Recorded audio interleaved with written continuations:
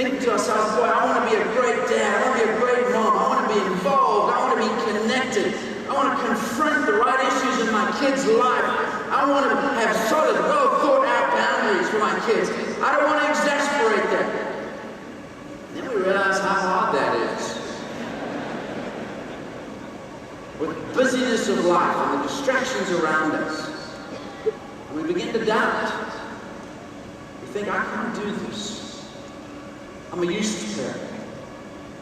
I'm a failure. Ever felt that?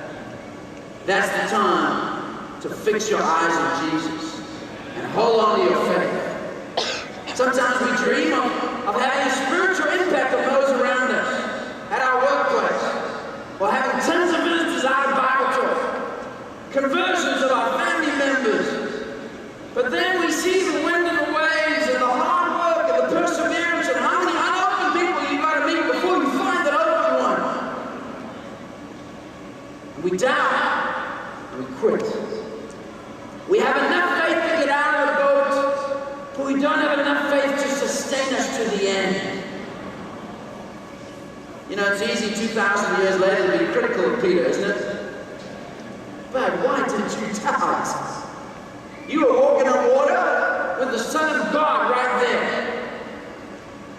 You know this story could not have ended with Peter's funeral.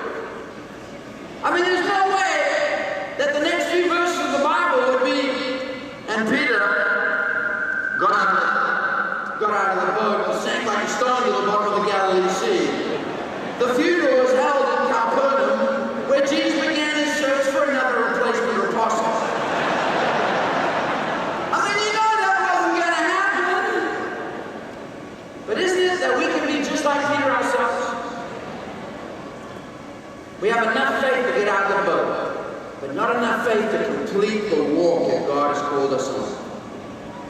That's when we must keep our eyes fixed on Jesus. That's when we must hold on to our faith resiliently.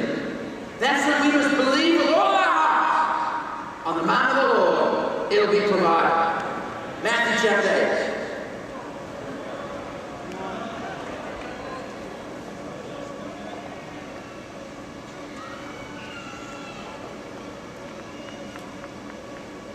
Verse 5.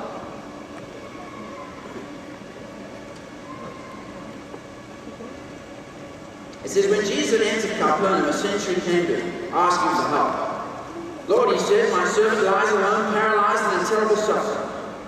Jesus said to him, I will go and heal him.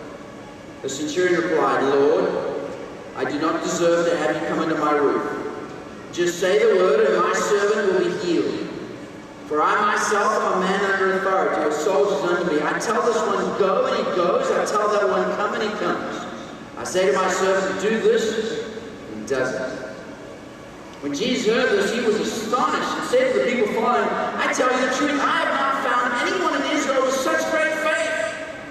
I say to you that many will come from the east and the west and will take their place at the feast with Abraham, Isaac, and Jacob in the kingdom of heaven. But the subjects of the kingdom will be thrown outside into darkness, where there will be weeping and gnashing of teeth. Then Jesus said to the centurion, go, it will be done just as you believed it would. And his servant was healed at that very hour.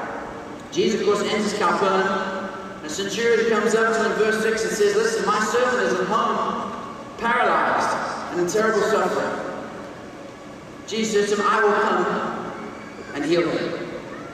The centurion replies, I don't deserve to have you come under my roof.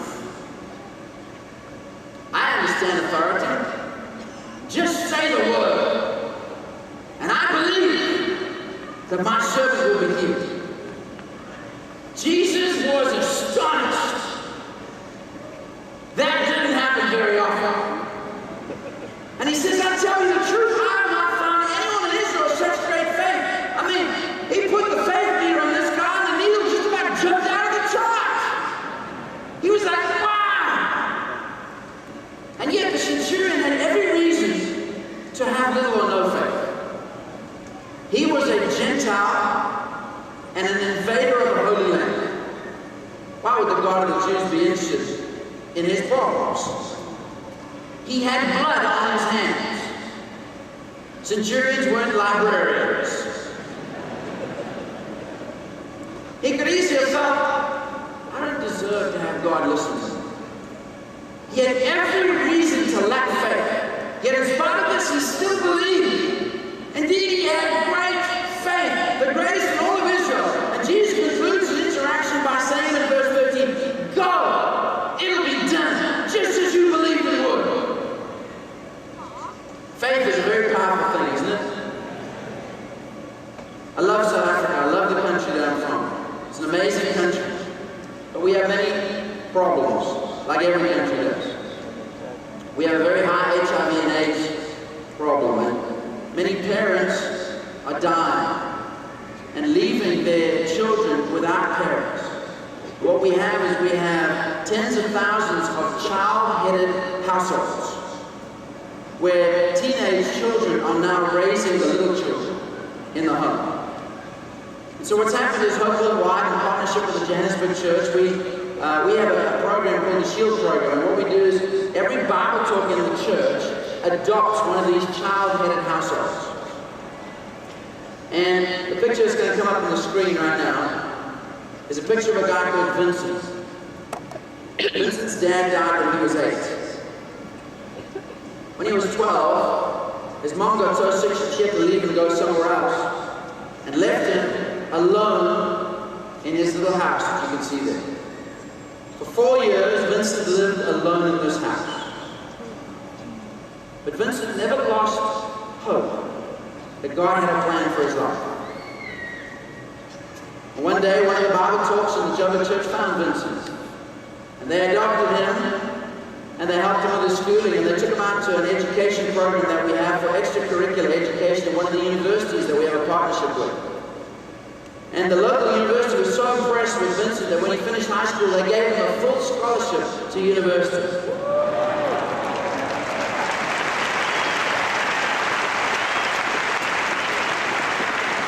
He is the very first kid in his family ever to go to university.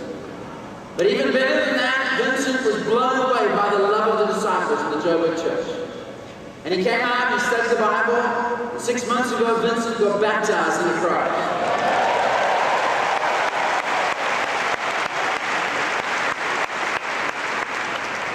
What's wonderful about Vincent is that he never lost faith that God would provide for him.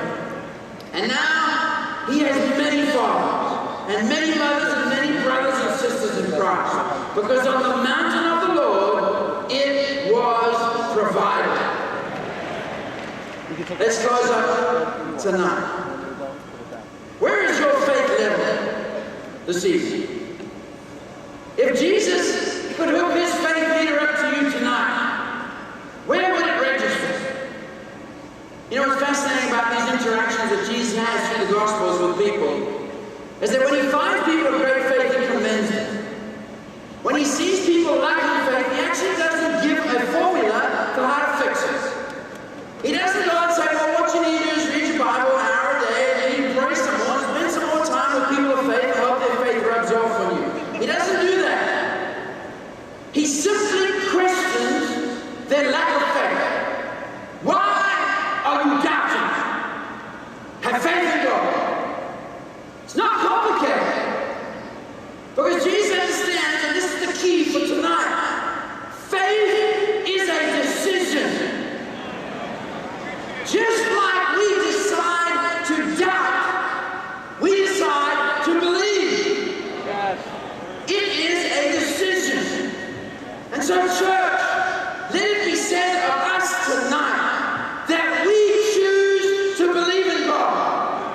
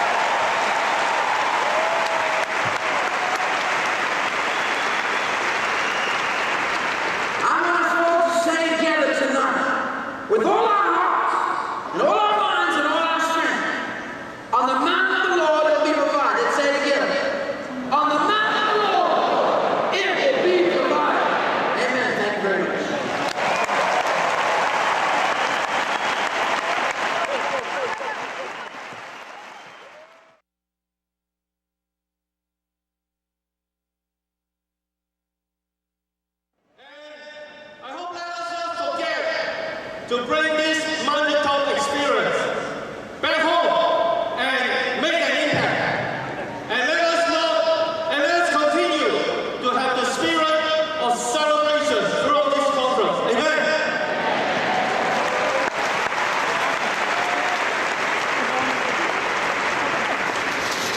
We have had an incredible night. Can we say thank you one more time to Justin Renton?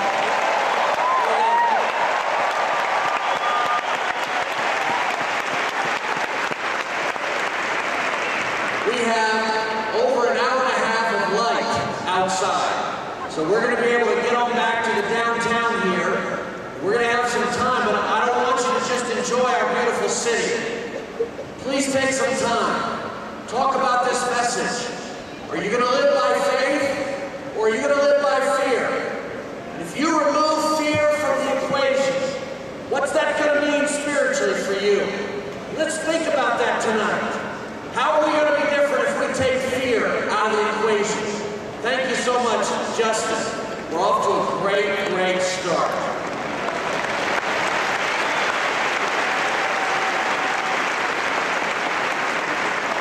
Instead of thanking people on the last service on Sunday, we're going to start with some thank yous right now. And I want to ask these people to stand up because they have been the coordinators for all the conferences back at the Gonzales Convention Center. I want to have John and Emma Causey, Dave and Beth Bapta, Marty Wilkinson, and also Vince Hawkins stood in for Kevin Miller with the campus, for the singles, Todd and Patty Assad, for the marriage, Wyndham and Jeannie Shaw, worship conference, Dave Eastman, Spanish conference, Rafael Lua, and for the deaf conference, Joe Collins. Please stand. It's a big hall. Thank you for all your hard work.